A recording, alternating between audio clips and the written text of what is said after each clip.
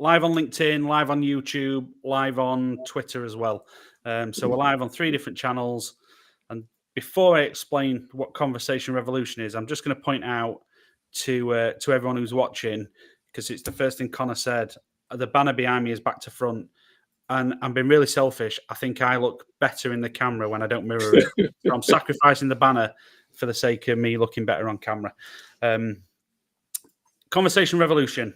It's a place for us to share experiences with wider audiences, spotlight leaders in the field of sales and conversational selling and social selling, customer success, etc.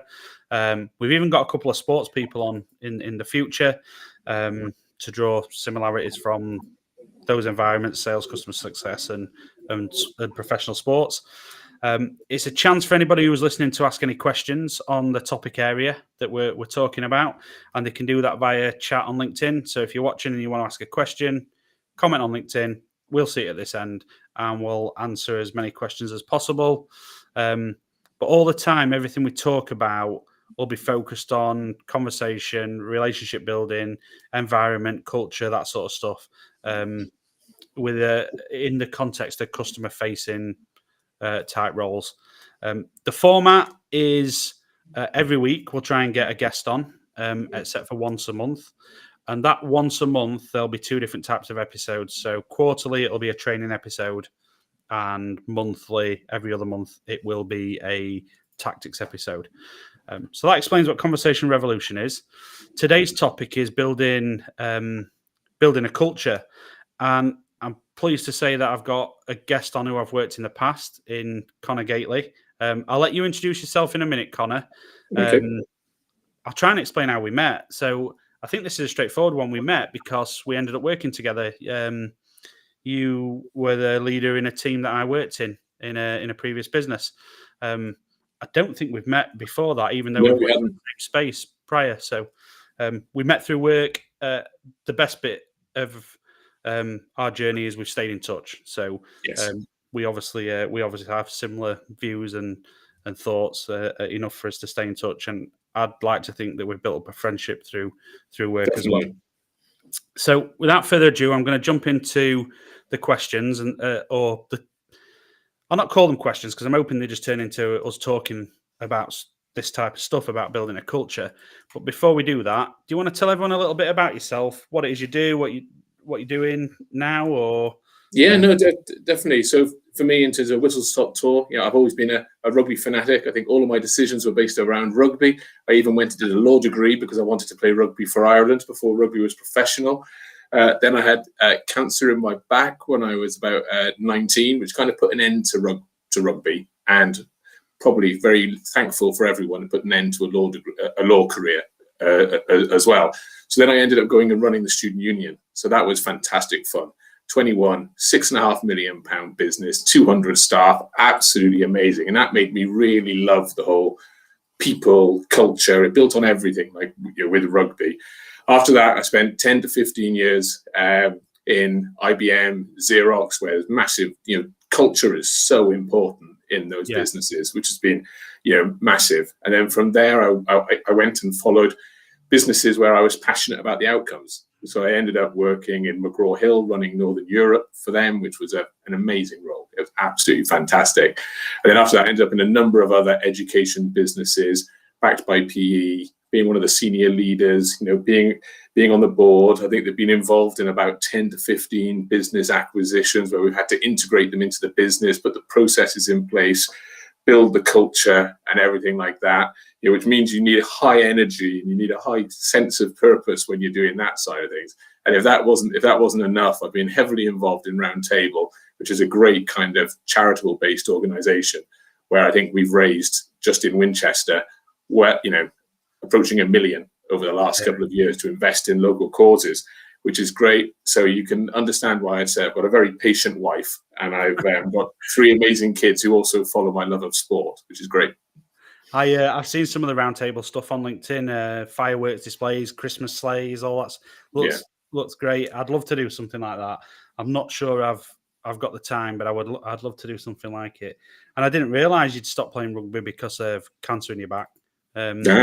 I stopped playing sports because I had a not as serious as you, but I had an injury. I had a problem with my hands. I couldn't keep them out of the fridge, so I just put on loads of weight and then couldn't play sports anymore. Joking aside, I had a knee injury, so we're similar in that sense as well. Yeah. So on to the topic then. I've been lucky enough to work for you, and now saying for you is not the right term, I don't think. I've been lucky enough to work with you, even though you're my boss. And I've witnessed firsthand the culture that you built. It was great. I always felt safe, empowered, but I was also held to account. Was there a secret sauce, or is it different in each business? I think it's very different in each business, and I think I look back at IBM and Xerox and kind of go, amazing organizations, for training. And I think for me, I try to underpin everything I do with kind of a big focus on standards, people kind of really understanding core behaviors, and then cadence.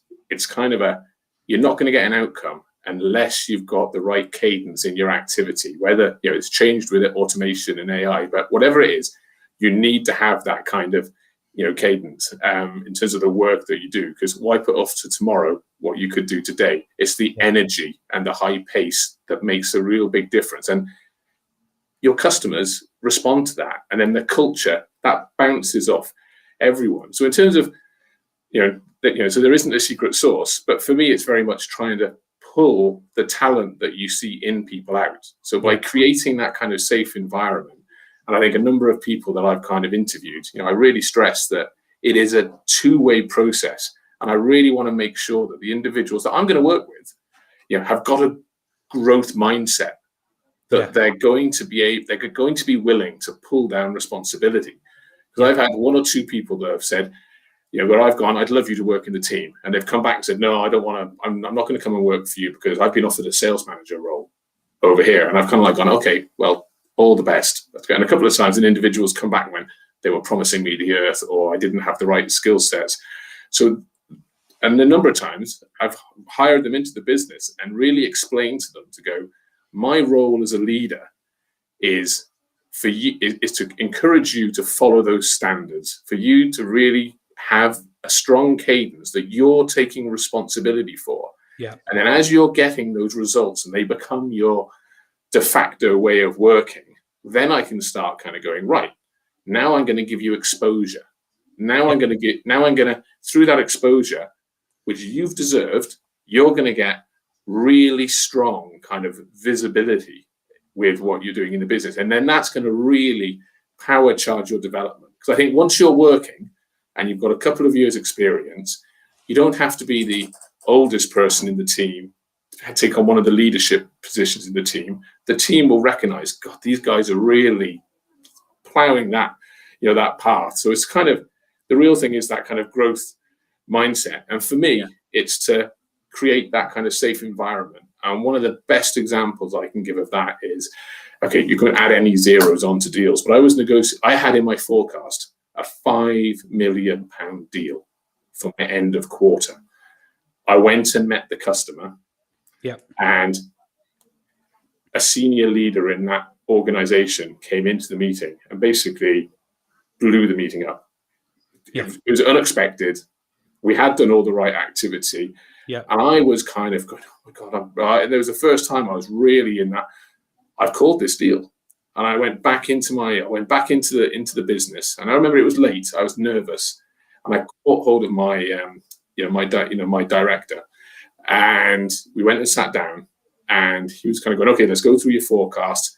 Let's go through your deal. And he was asking me, again, following that cadence, all the questions, all the objections. Had I done this? Had I done that? And then I kind of put my hands up and went, can we have a timeout? Yeah. And my manager at that point, he was grilling me hard because he wanted to make sure that I was pushing my team that was working hard. But the fact that I felt that I could put my hand up and kind of go, I'm lost. I've come across a situation I haven't faced before. Yeah. So he then put all of that kind of what can be tough conversations on your outlooking and your forecast. Said, right, let's both get around the side of the table. Explain to me what happened. Let's go through what you've done, how you've done this, how you've done that, how you've done the other. And then he kind of went, right, this is how I'm going to help you progress this. And then he kind of went, please set up a call, make sure that other stakeholder, and we brought that deal back to life. Whereas, so Xerox had a great culture of no surprises in that sense. And I think you'll have heard me say that to anyone from any level up, in terms of no one wants you to fail. Even if you're working in a hard business with hard standards and hard cadence, if you're self-aware enough to kind of like go, I need help, I need help, then people will. Okay, you can't do it every single day, but that's the environment that I try to create, is that I deliver through others. I want you to have the exposure and visibility on your success that's going to power charge your career. And that's very much, hopefully you've experienced that as well. Yeah, definitely. So I've been jotting down, so I am listening while I'm writing. Jot down some bits there. So you said no one wants you to fail, and that I definitely felt that when we worked together. But I also knew that I could fail and learn from it as well, as long as I'd done the right things. Tough conversations, I think very often the hardest conversations are the right ones, if they're delivered the right way. And I definitely 100% felt at the high energy. There wasn't a day looking back where I didn't want to come into work, because the energy across the team was good. It created a really good feel in that team. And there was a bit of competition as well, which I don't think... Yes, always need competition. I don't think it's a bad thing, but it was the right type of competition we all wanted to achieve. So I definitely experienced some of that. And the recruitment as well. You mentioned recruitment. Sometimes you look and you see you go, that might have been a bad hire. I don't think there was a bad hire, and not everyone was the same either. It wasn't like you were trying to fill a mold. Diversity is really important. Yeah, we had a really diverse team. So shall we talk a bit about, I think I've ticked one of these off already, but what attributes do we think are important to culture in a sales team? I've got some that I've jotted down, but is there anything that jumps out at you? So for me, in terms of being in sales is one of the areas where people think they've got to be hard. They think they've got to be really proactive, open, and not showing that kind of vulnerability. And I think it's really important that you create an environment where people can be vulnerable so they can learn off each other. But alongside that, it's the recognition. People want recognition. They want clear goals and what the strategy is. And at the end of the day, what they're, like any business, the strategy from the top has to be a strong product market fit. And I think if you've got that, then everything else will really flow from it. Because as soon as you've got product market fit, the confidence that builds across an organization is transformative. Yeah, definitely. So a common vision. I think I'd got that jotted down, and clear goals and strategies as well. Two really key things, aren't they? I'd also got down accountability. I see far too often where people aren't accountable for what they do, and I think if everyone takes responsibility, so accountability isn't about people getting told off, is it? No.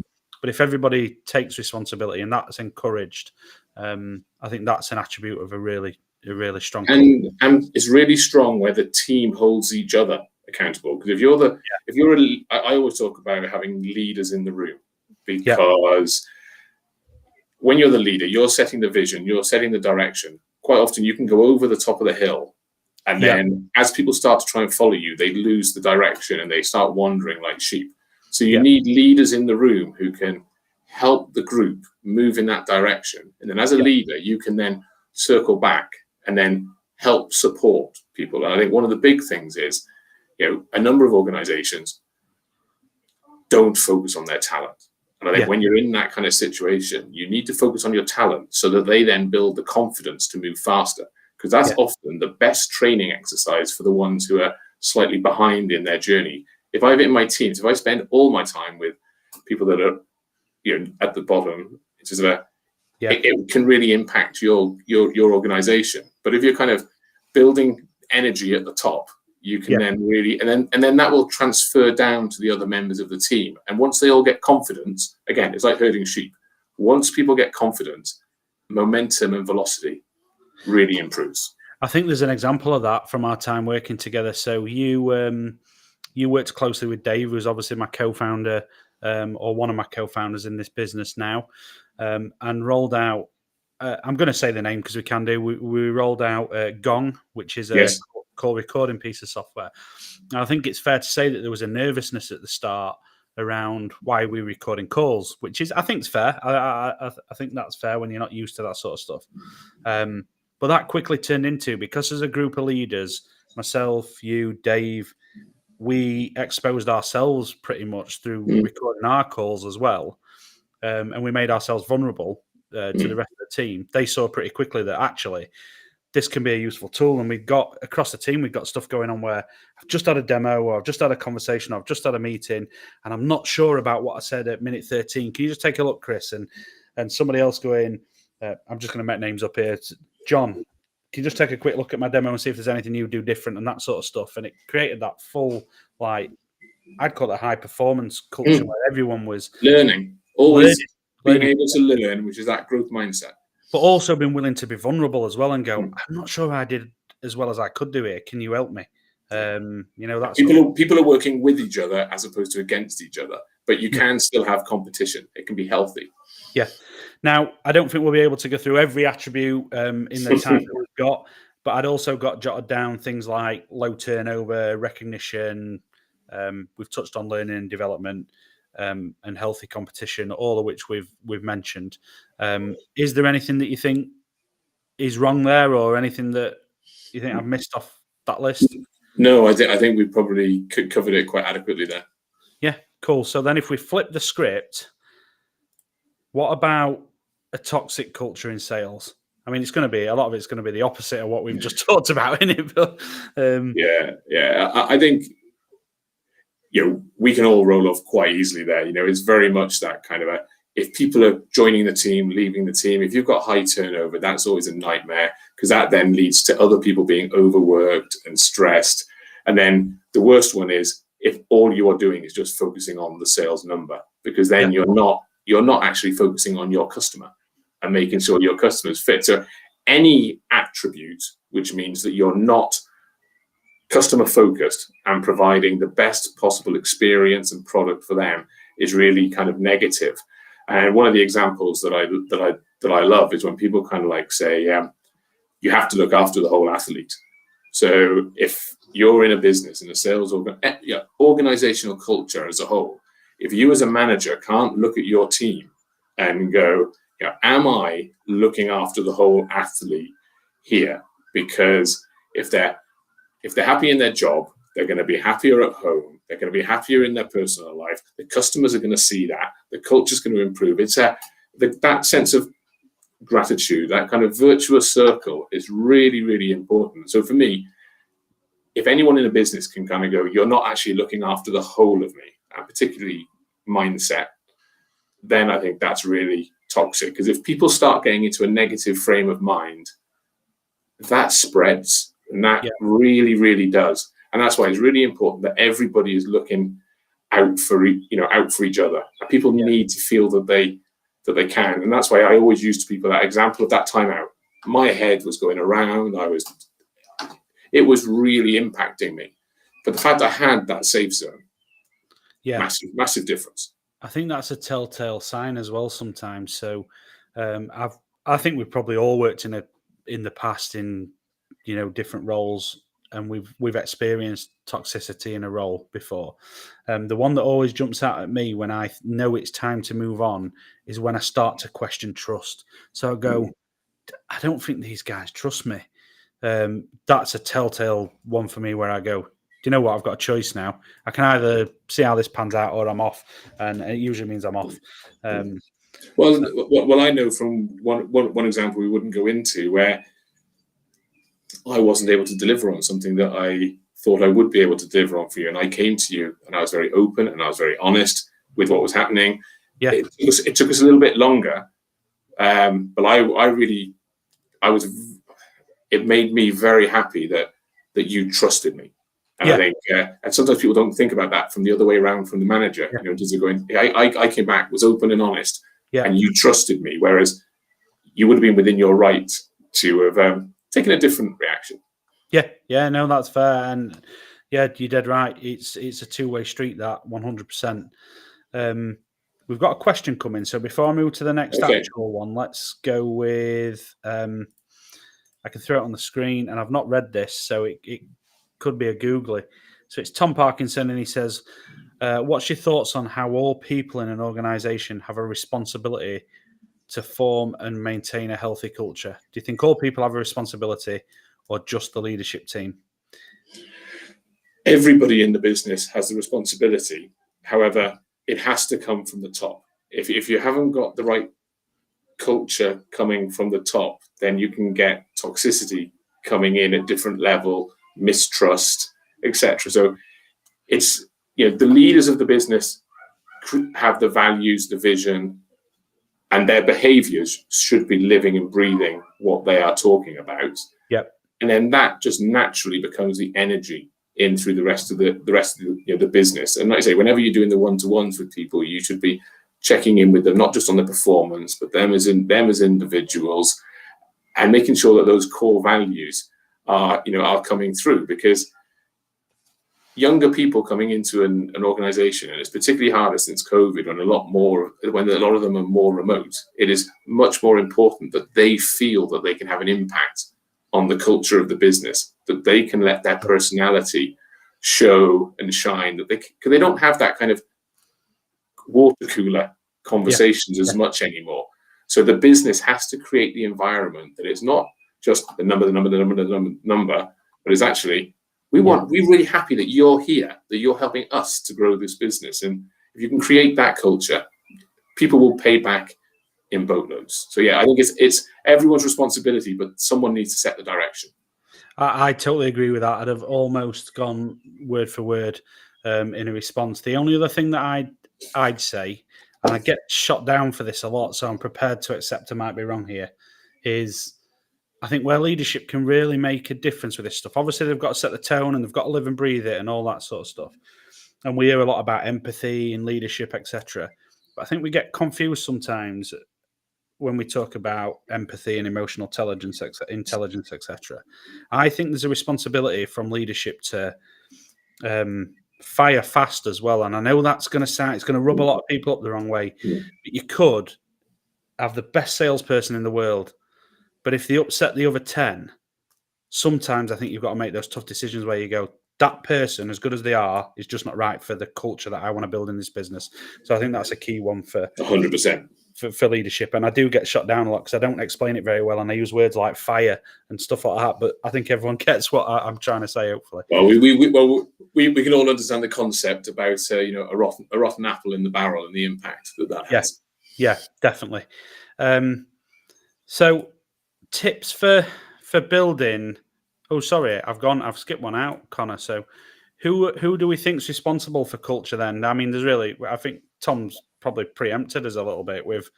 Yeah. So, in terms of that culture, I think when people are looking to join a business now, they can do so much more research on the leadership of the business, the content, the videos out there, whether it be trusted advisor. And this is also for customers as well. And you can be tough and strong leader, but still be empathetic. So I think I love the saying that we're seeing more and more now, about that kind of, the importance of empathetic leadership. I think that linking those two words together is really, really important, because that's, at the end of the day, I think that's what we all want. We want that empathetic leadership, but we also want to work for people that are value driven, that are really going to set pace, that are going to challenge, that are going to be disruptive. All of those things which you could say could be negative, but if it's empathetic leadership and we're going to drive the business in this way, we're going to create this culture, we're going to create this energy, then all of a sudden people go, I'm buying into that because I think I can be a true part of it. And I think that's, for me, it's the leadership team of the whole business, particularly the exec, to really demonstrate empathetic leadership, because that is what will help people grow. I knew you would say it so much better than me. That's kind of what I was trying to say before. I think we've captured everything around who's responsible for culture. I think there's one for me that's about keeping the train on the track as well. Sometimes around the responsibility of HR, human resources in culture as well. I think they can really bring to life your culture as part of recruitment and retention. And I've been really lucky to have some phenomenal HR partners, kind of around me when we've been trying to build a business, when we've had to make difficult decisions, and whichever, and working closely with other functions within a business and them really understanding what you're trying to achieve really kind of means that you can really focus on your standards, the core behaviors and the cadence. Because once HR understand that that is what you're trying to do, then it's really easy to look at individuals within the business and go, are they actually living it? And it makes it so much easier. And the fact that, and HR need to be a critical friend. They need to kind of challenge you, because sometimes you don't see the wood from the trees. And I think, it's really important, because they will then reinforce that culture. Because if I'm just trying to deliver certain things for a business, I might myself show some red side behavior. And it's then good that HR or other people within your team can pull you aside and kind of go, everything that you say we should do, you're beginning to go there. Are you under pressure? And you're kind of going, maybe I am. Right. Well, okay, well, and they can help you step back. So everyone needs that sounding board for culture. Definitely. There's quite a few people watching this. So if you've got any questions, I can't see who you are. I can just see the number. But if you've got any questions, fire them in. Or if you want to challenge something we're saying, then feel free to comment as well. I'm going to move on to, I think we've only got a couple left, really. So tips for building a healthy performance-based culture. We're probably going to repeat ourselves a little bit here. But again, I've got some stuff jotted down, but is there anything that jumps out to you as like that? You got to do that. If you want a high-performance culture or performance-based culture, you need to do this. Yeah, so I've actually been on a development course all week this week, and they put the little lanyard in front. So I was doing some Vistage training this week. And I kind of said to them, well, what do you want to get out of this week? And I kind of thought hard about it. And I kind of like went, and I wrote, trust the process. Yeah. Because whenever I've done any kind of training or development of people, when I joined IBM, I wanted to kind of go and do it my way. I wanted to go, I'm going to do it my way. I'm going to be so much better. And then when I left IBM and I started picking up the phone to people, all of a sudden they didn't really know who I was. But whereas before I was like, oh, I'm bringing from IBM, and you'd have a great conversation. So with this course this week, I wrote that trust in the process, because it just reminded me that, if you want your team to be successful, and that, it comes back to that. Everyone needs to buy into the same standards, the same core behavior, the same cadence. And once you've got that going, because other people, why reinvent the wheel? If your business is successful and it's working, why reinvent the wheel? So the high culture, for me, building the high culture is people understanding that, the process works. And then as you start getting your flywheel going, then you can, when it becomes second nature, then you can start tailoring different bits. But at the end of the day, there's no, it's always going to be hard work. Nothing ever comes, the people that, when people say about, it's, the harder I work, the luckier I get. It's very much that kind of thing. So I think that kind of the high performance culture is the people with the growth mind, the people with the growth mindset, the people wanting to pull down responsibility, and the people that are, as they're working, they're growing, because that's infectious. I'd got the first one on my list was start by hiring the right people. I think that's what you're saying. But to do that, there's probably a step before it. And I've put start by hiring the right people. You have to start by having the right mission and goals and communicating them properly, don't you? Because then you can hire the right people into that. So I probably missed a step out there. What about clear and realistic expectations? I've jotted that down and said that we need to have clear and realistic. Let's stick to sales, because I know there'll be some customer success people watching this, but clear and realistic quotas, deadlines. So you don't suffer from burnout. I think that encourages a better environment. Would you agree? I would totally. So when I was in Xerox, for example, I would have a team, and I'd have some people that were coming through the graduate scheme that I'd set up, and other people that are 20 plus years experience. They're all in the same team. I had the one target I had to deliver, but the more experienced guys in the team had much higher target than the younger ones. And I've gone to some other organizations since where they just go, I want everybody to have the same target. And again, I come back to that, looking after the whole athlete. You've got to kind of go, right, what is it we're trying to achieve? And then you're going to everyone, right, well, different people have different experience and kind of pulling the weight, or they might have a bigger account versus a smaller account. So I think that's really important.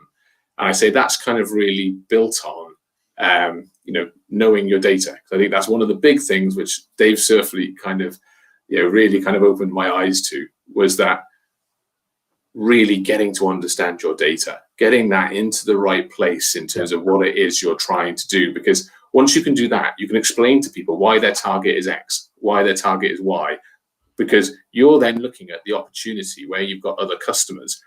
And all of a sudden it becomes a non-event, because you can then link that back again, I'll be boring, going to the cadence. Once you know what, and as a business, you're always going to get a stretch target.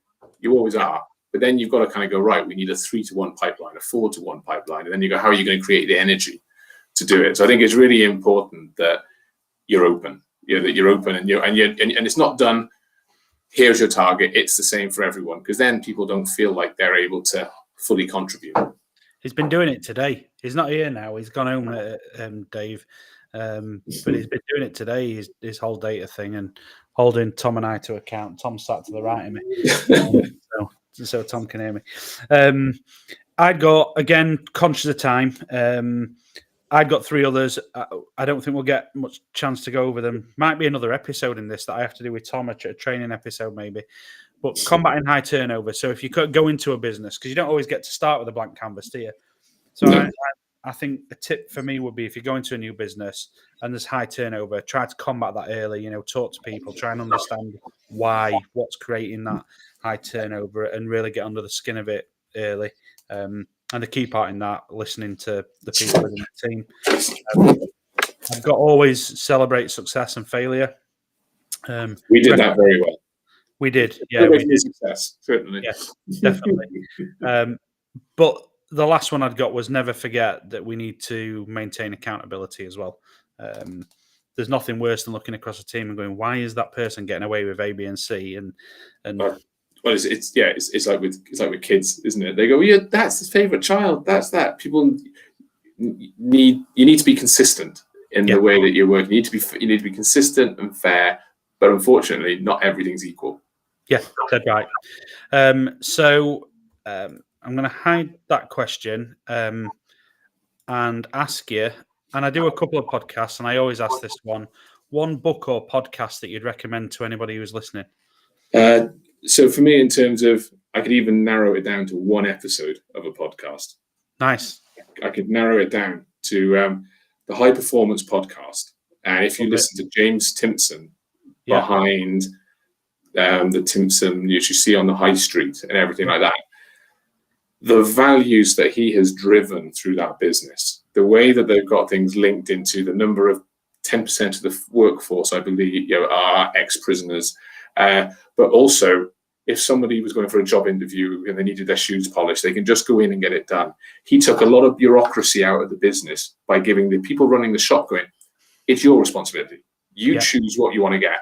You can actually, in the main, decide to charge someone what you feel they can pay or what they should. So it's the reverse of racking it up. So giving that personal accountability to what they're doing is brilliant. And that's the one episode when everything we're talking about, the leadership, I would kind of go, that guy has done it at scale. And it is absolutely phenomenal. I love the High Performance Podcast. I'll put a link into the podcast and the episode in the comments for anyone who's watching. Just before we wrap up, I've got, this is coming from Tom as well. It's not a question, as he says, but some things that we're both discussing here are also in a book by the Netflix co-founder and CEO, No Rules, Netflix and the Culture of Reinvention. I love reading. I'm going to have to go and get that. Yeah, I've not read that book either, so I'll have a look at that. So the last thing that's left for me to do, Where can people find you, Conor? So I always love talking to you. Every time I talk to you, I learn something, and I love the bit about the whole athlete. I don't think we've ever had that conversation before, so I love that. If there's anybody watching who goes, I need to speak to Conor. What's he doing now? Where can I find him? So I think reach out to me through through LinkedIn. Like I said, I've been on a wonderful course this week, to become a Vistage chair, which is where everything we're talking about today is really important. It's where we work with CEOs and business leaders to kind of help them become better leaders, better decision makers, and get better results for their business. Through having a peer group of like-minded people. So it's kind of a really important that for me, you can find me on LinkedIn. That's what I'm kind of like looking to do, is to make sure that I can help people work on their business and not just in their business. So it's really, really good. So LinkedIn is the place to find me. Awesome. I'll talk to you afterwards, Conor. If there's anything I can put in the